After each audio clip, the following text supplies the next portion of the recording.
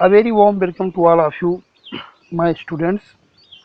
आज हम आपके रीडिंग टेक्स्ट बुक का 5th चैप्टर पढ़ने जा रहे हैं, एन जॉन सर्ट, जिसको जेडी रेडक्लिफ जी ने लिखा हुआ है।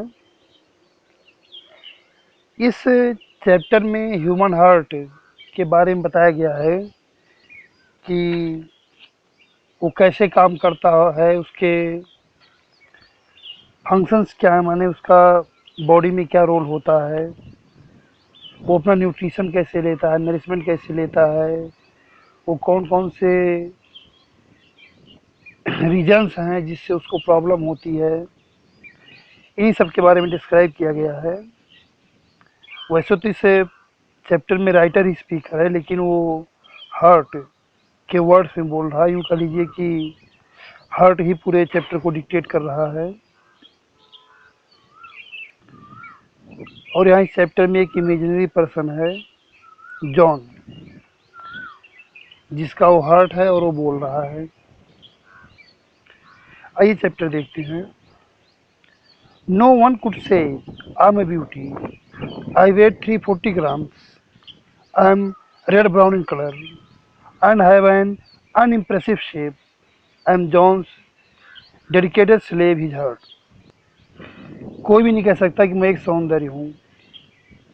मेरा वजन 340 ग्राम का होता है और मेरा रंग भूरे लाल रंग का होता है और एक अनइम्प्रेसिव शेप है मेरा।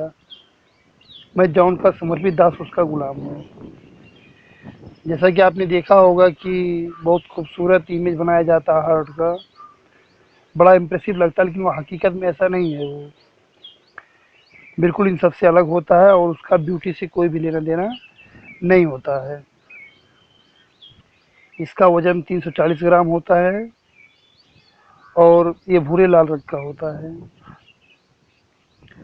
I hang bye ligaments in the centre of his chest. I am about 15 centimetre long and at my widest point 10 centimetre across, more pear shaped than Valentine. ये बोल रहा है कि I hang by ligaments in the centre of his chest, means किसी इंसान के chest के बीच में ये लिगामेंट्स या तंतुओं से लटका होता है। इसकी जो लंबाई होती है वो 15 सेंटीमीटर होती है। जो इसकी सबसे चौड़ा पॉइंट होता है वो 10 सेंटीमीटर होता है। अधिक रूप से ये नाशपाती के आकार का होता है अपेक्षाकृत वैलेंटाइन के। मतलब जो नॉर्मली लोग हार्ट का शेप बनाते हैं पान के पत्ते का आकार का, वो बिल्कुल वैसा नहीं होता है। What ever you may have heard about me from poets, I am not a very romantic character. जो भी आपने कवियों से मेरे बारे में सुना है, मैं बिल्कुल भी रोमांटिक कैरेक्टर का नहीं हूँ। I am just a hard working 4 chambered pump. मैं बस एक कठिन मेहनत करने वाला 4 चैम्बर वाला एक पंप, एक्चुअली 2 पंप्स, वास्तव में 2 पंप होते हैं। One to move blood to the lungs, the other to push it out into the body. पहला पंप ये होता है जो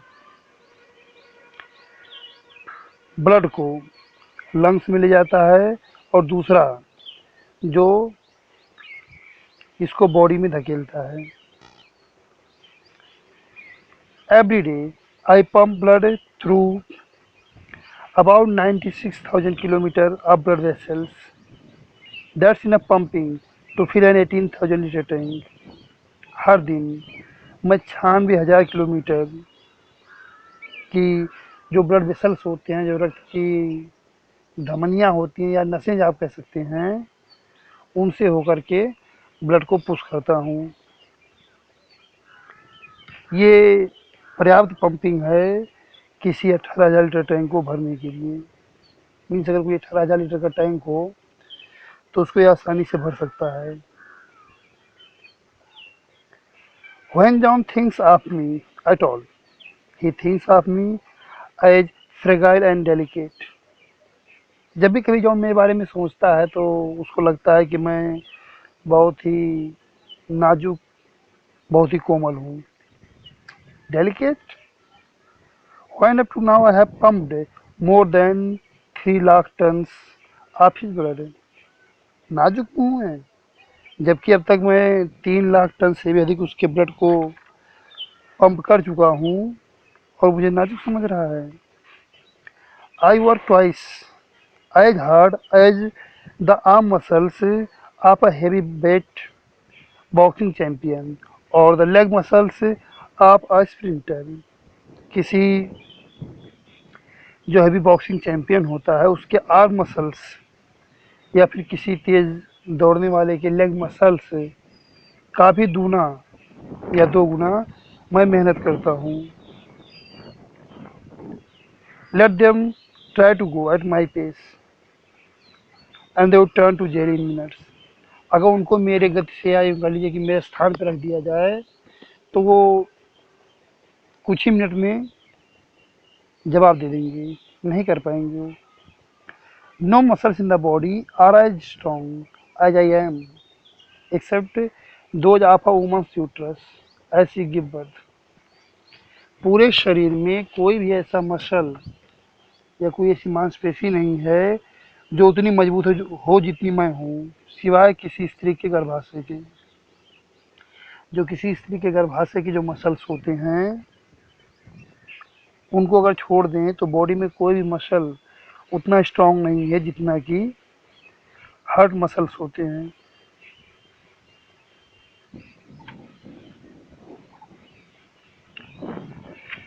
but uterine muscle don't keep at it day and night for 70 years as I am expected to do।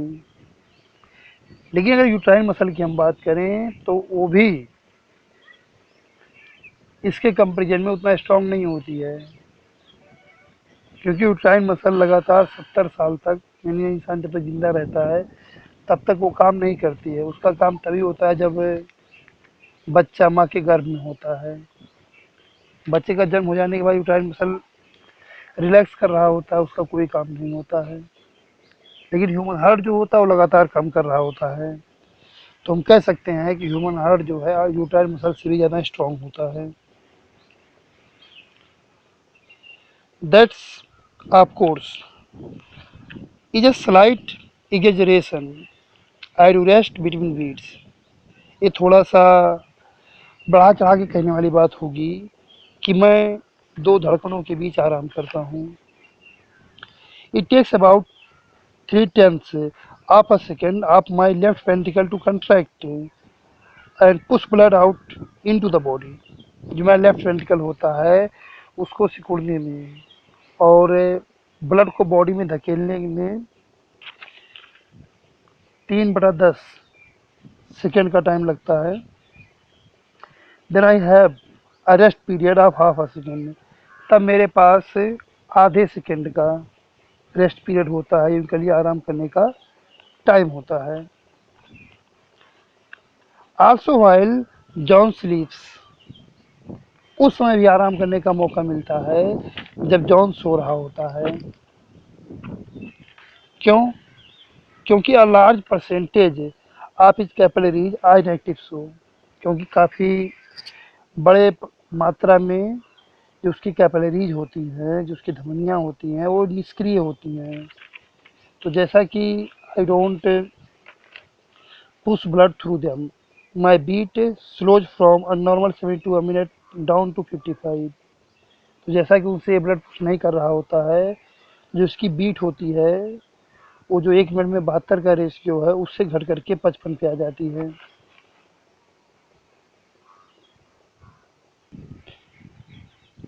John hardly ever thinks of me which is good. John कम ही मेरे बारे में सोचता है, जो अच्छी बात है। I don't want him to become one of those heart neurotics and worry us both into real trouble.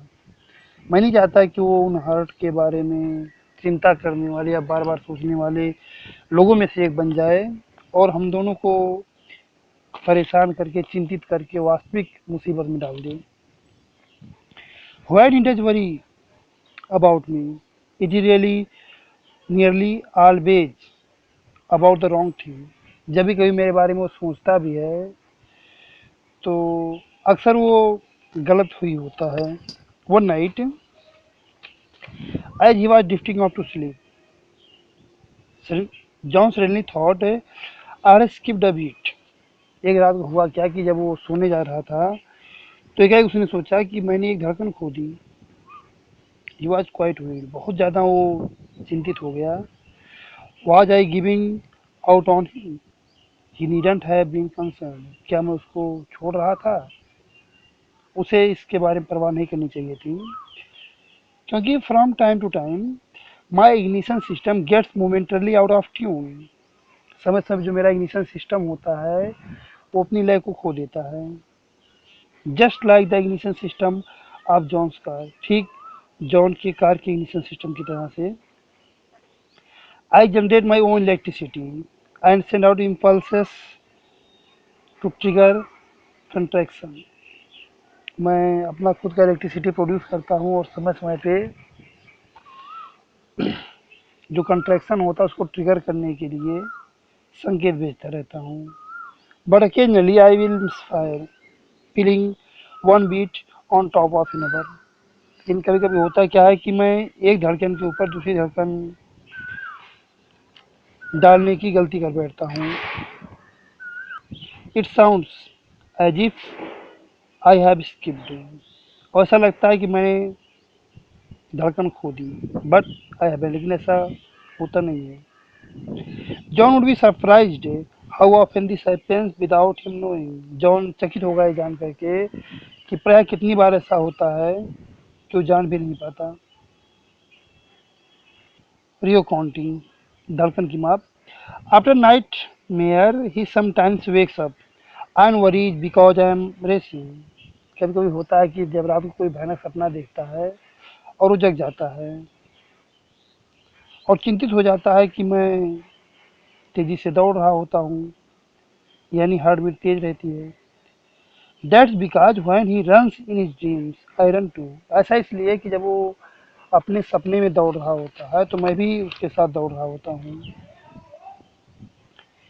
John worries actually aggravate things, वास्तव में जॉन जो चिंताएं हैं वो बात को बिगाड़ने वाली होती हैं। मेक मी गो स्टिल फास्टर, मुझे अभी भी तेजी से धड़कने देती हैं। If he would calm down so would I, अगर वो शांत हो जाए तो मैं भी शांत हो जाऊं। बट इफ़ ही कांट, लेकिन वो शांत नहीं हो सकता तो there's a way to slow me down, तो एक और तरीका है मुझे धीमा करने का। The vagus nerves act as brake, जो वेगस नर्व सिस्टम होता है, नर्व्स होती हैं, वो ब्रेक की तरह काम करती हैं। They pass up through the neck behind the ears at the hinge of the jaw, ये गर्दन के पीछे से, यहाँ कान के नीचे से, जहाँ जबड़ा अटक रहा होता है वहाँ पर होती हैं। जेंटल मसाज है विल स्लो माई बीट, यहाँ पे हल्की मसाज की जाए तो मेरी धड़कन को धीमा कर देगा। John blames almost everything on me from fatigue to disease spells. John लगभग हर चीज़ का दोषी मुझे ठहराता है, फटाइक से डिजीज स्पेल्स तक, मतलब कि एकाएक मूर्छा जाने से लेकर के दौरे की स्थिति तक। But I have little to do with his fatigue and his occasional disease spells usually trace back to his years। लेकिन उसके फैटाइग या उसके डिजीज स्पेल्स से मेरा बहुत कम लेना देना होता है। From time to time he will be sitting at his desk working, समय समय पर वो अपने डेस्क पे लगातार बैठा रहता है काम करते हुए। And will get sharp pain in his chest, उसके छाती में एक तेज दर्द होती है। Fears that he about have heart attack, और उसको इस बात का डर लग जाता है कि उसे हार्ट अटैक होने वाला है। ही नीडंट वरी, उसे चिंता करने की जरूरत नहीं है। That pain comes from his digestive tract, वो जो दर्द आता है उसके पाचन मार्ग से आता है। Payment for the heavy meal eaten a couple of hours earlier, ये उस भारी भरकम भोजन का भुगतान कर रहा होता है जो उसने कुछ घंटे पहले खाया था। When I am in trouble, जब मैं मुसीबत में होता हूँ तो I usually send out a pen signal only after undue exertion और इमोशन। तब जाकर के मैं एक स्वाभाविक रूप से एक दर्द का संकेत भेजता हूँ, बहुत ज़्यादा इमोशन या एग्जर्शन से पीड़ित होकर के। That's why I tell him sorry that's way I tell him I'm not getting enough nourishment to cope with the work he loading on me। ये वो तरीका होता है जब मैं उसको बता रहा होता हूँ कि मुझे उस काम को करने के लिए पर्याप्त पोषण नहीं मिल रहा है जो वो मुझ पर थोप रहा है। How do I get my nourishment, मैं अपना नरिशमेंट कैसे प्राप्त करता हूँ? From the blood, of course, blood से ही मिलता है। But although I represent only a 200th part of the blood weight sorry body weight, लेकिन यद्यपि मैं शरीर के भार का 200वां भाग का रिप्रेजेंटेशन करता हूँ, इसके बावजूद भी I require about 1/20 of the blood supply, लेकिन मुझे ब्लड सप्लाई का 1/20वां हिस्सा चाहिए होता है। That means I consume about 10 times the nourishment required by the bodies other organ and tissue. इसका मतलब होता है कि बॉडी के दूसरे ऑर्गन्स या टिश्यू जो ब्लड कंज्यूम करते हैं उसका 10 गुना मैं कंज्यूम करता हूँ। But I don't extract nourishment from the blood passing through my 4 chambers, लेकिन मेरे 4 चैम्बर से जो ब्लड पास करते हैं मैं उनसे नरिशमेंट नहीं लेता हूँ। I am fed up by my own 2 coronary arteries, मैं अपने 2 कोरोनरी आर्टरीज कोरोनरी ग्रंथियों से नरिशमेंट लेता हूँ जो लिटिल ब्रांचिंग ट्रीज पेड़ की शाखा की तरह से होते हैं। With trunks not much thicker than drinking straws, जो ड्रिंकिंग स्ट्रॉस से ज़्यादा मोटे नहीं होते हैं। ड्रिंकिंग स्ट्रॉस आप जानते होंगे जिससे नारियल पानी या और चीज़ें पी जाती हैं। That is sorry this is my week spot, ये मेरा कमज़ोर स्थान होता है। Trouble here is the greatest single cause of death, यहाँ पर अगर कोई समस्या होती है तो सबसे बड़ा इकलौता कारण होता है मृत्यु का।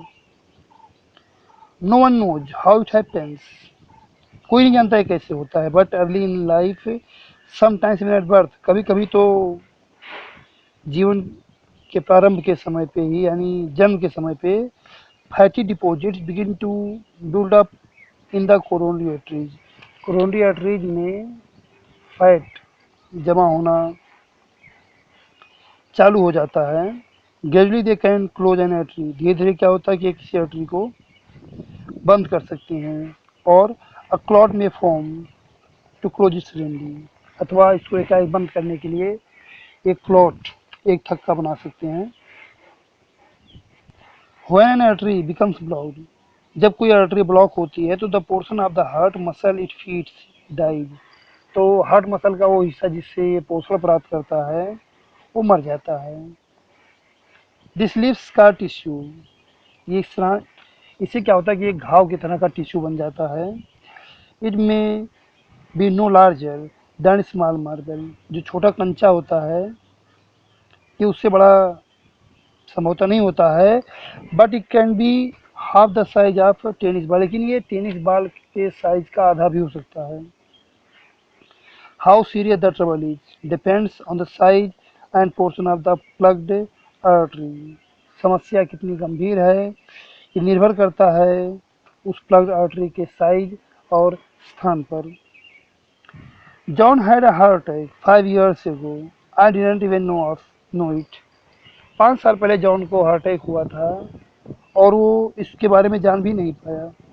ही was too busy to notice that tiny twinge a pain in his chest, वो इतना ज़्यादा काम में बिजी था कि जो उसके चेस्ट में थोड़ा सा जो दर्द का संकेत हुआ था उसको नोटिस भी नहीं कर पाया।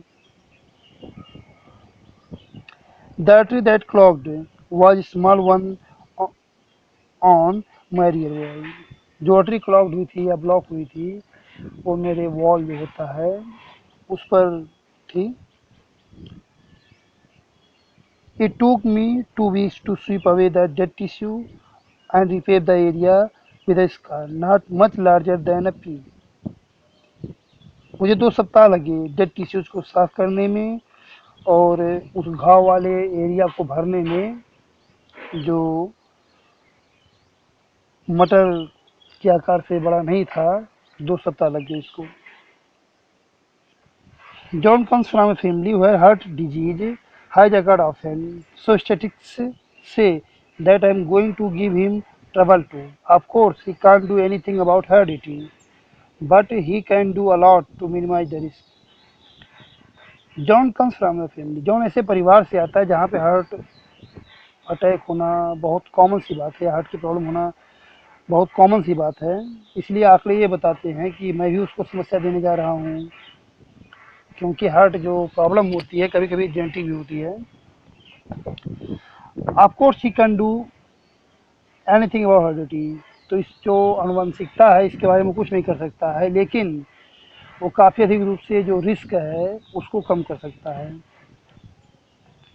Let's start with overweight. आइए पहले ओवरवेट से बात करते हैं, जो अधिक वजन बढ़ जाता है लोगों का।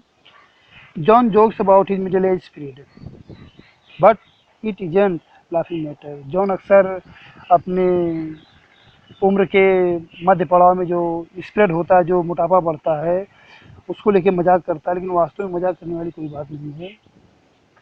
Every kilo of excess of fat contains some 700 kilometres of capillaries through which I have to push blood.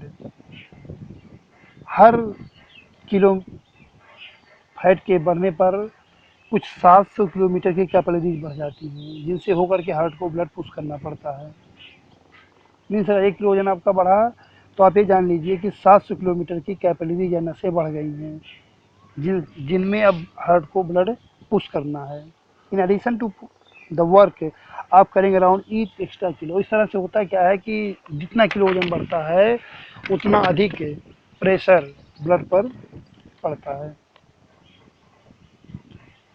That brings me to John's blood pressure. इससे क्या होता है कि जॉन का ब्लड प्रेशर जो है बढ़ जाता है, किसी भी इंसान को बढ़ जाता है। It's 140 and by 90 the upper limit of a normal for age. उसके उम्र के अगर हम आधार माने तो 140/90 ये अपर लिमिट है। 140 measures the pressure I work against while contracting. 140 वो मीजर है जब मैं सिकुड़ते वक्त काम कर रहा होता हूँ। And 90 is the pressure while I am resting between beats. और 90 वो प्रेशर होता है जब मैं 2 बीट्स के बीच में रेस्ट कर रहा होता हूँ। The lower figure is more important. अब ये फिगर जितना सॉरी जो निचला फिगर है लोअर वाला वो ज़्यादा इम्पोर्टेंट है। The higher that figure rise.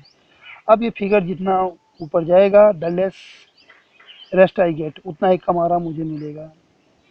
And without adequate rest a heart simply works itself to death. और बिना समुचित आराम के हार्ट डेथ की तरफ ले जाता है। There are a lot of things John could do to get his blood pressure down to safer level. बहुत सारी चीज़ें जो जॉन कर सकता है अपने ब्लड प्रेशर को डाउन करके सुरक्षित लेवल पे लाने के लिए। The first is to get rid of excess of weight. सबसे पहली जो बात है वो है कि जो एक्सेस वेट उसका है उससे छुटकारा पा जाए। He would be surprised at the drop in blood pressure that would follow. उसको आश्चर्य होगा ब्लड प्रेशर में आई गिरावट को देख करके। Smoking is another thing. दूसरी बात है धूम्रपान।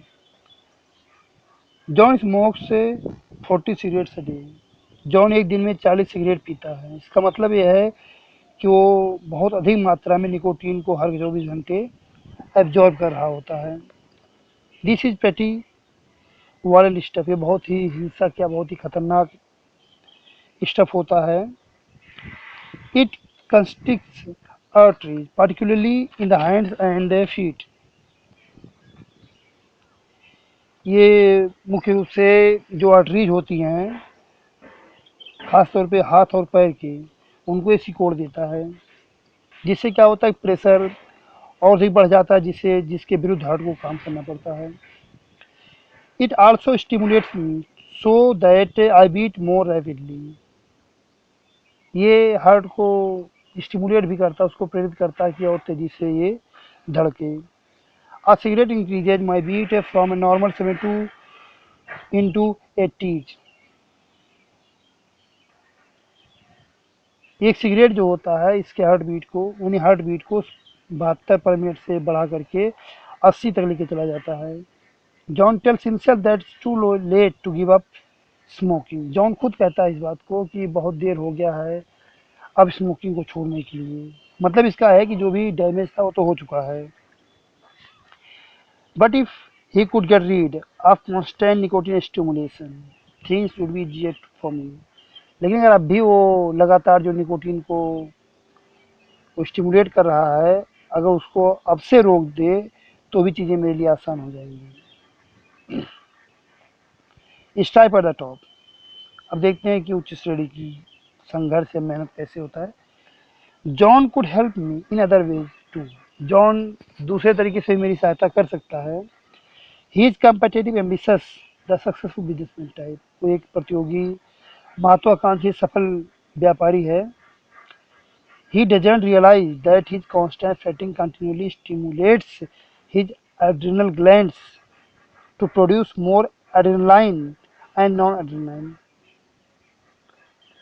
उसको इस बात का एहसास नहीं कि उसका निरंतर चिंतन करना है या सोचना है, वो उसके जो एड्रिनल ग्लैंड्स होते हैं उनको स्टिमुलेट करता है, जिससे कि वो अधिक रूप से एड्रेनालाइन और नॉन एड्रेनालाइन हार्मोन को रिलीज करते हैं।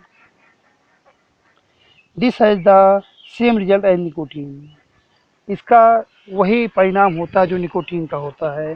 Titan arteries, high blood pressure, a faster pace for me, कि आर्टरीज टाइट हो जाती हैं, ब्लड प्रेशर बढ़ जाता है और हार्ट के लिए और अधिक मेहनत करने की जरूरत पड़ जाती है।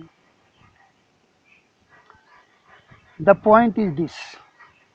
मुख्य बिंदु तो ये है कि if John relaxes I relax, कि अगर जॉन आराम करता है तो मैं आराम आराम करता हूँ। And occasional nap would help.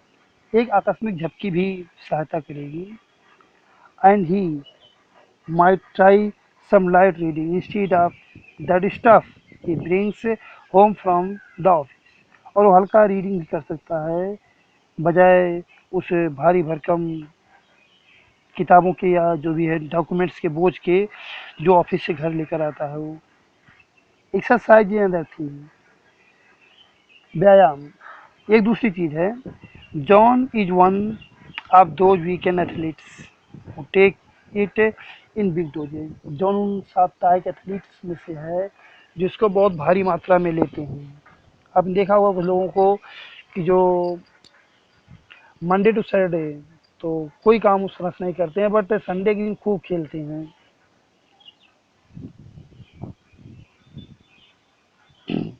He still likes that rushing up to the net bit in tennis. But when he does this, my normal workload is increased by 5।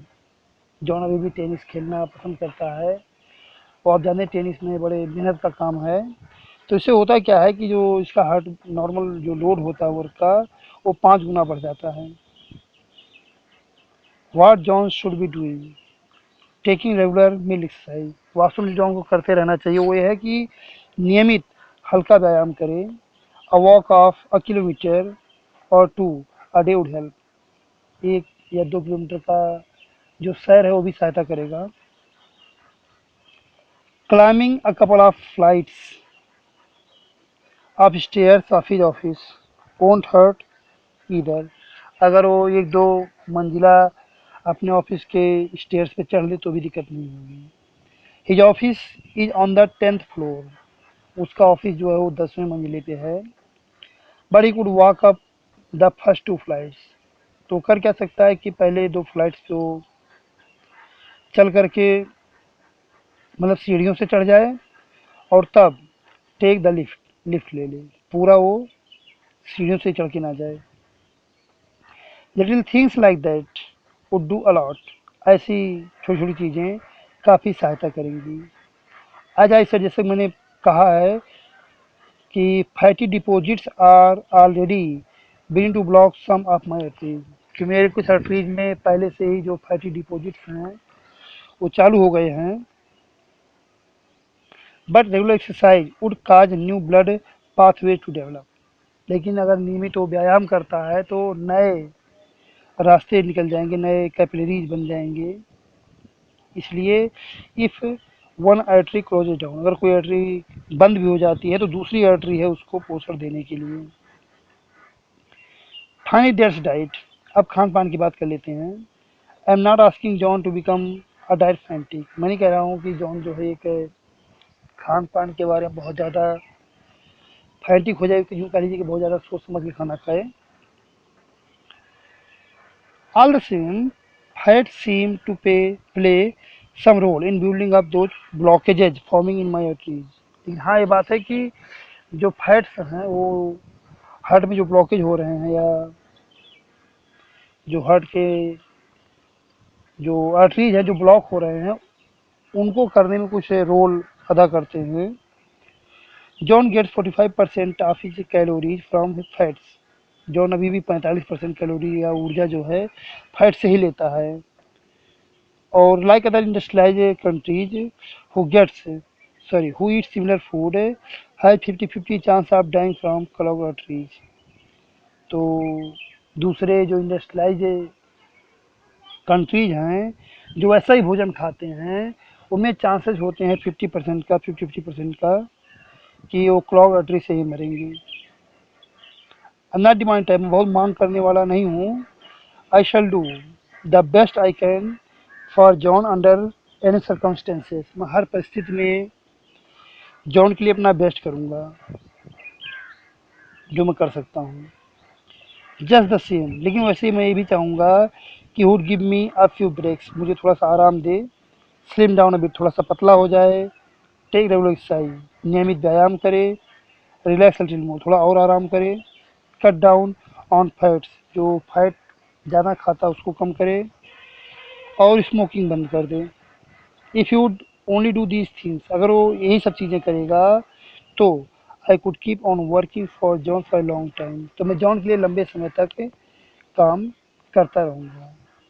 इस तरह चैप्टर आपका फिनिश हुआ। अब इससे रिलेटेड आपको exercises करने हैं। Thank you.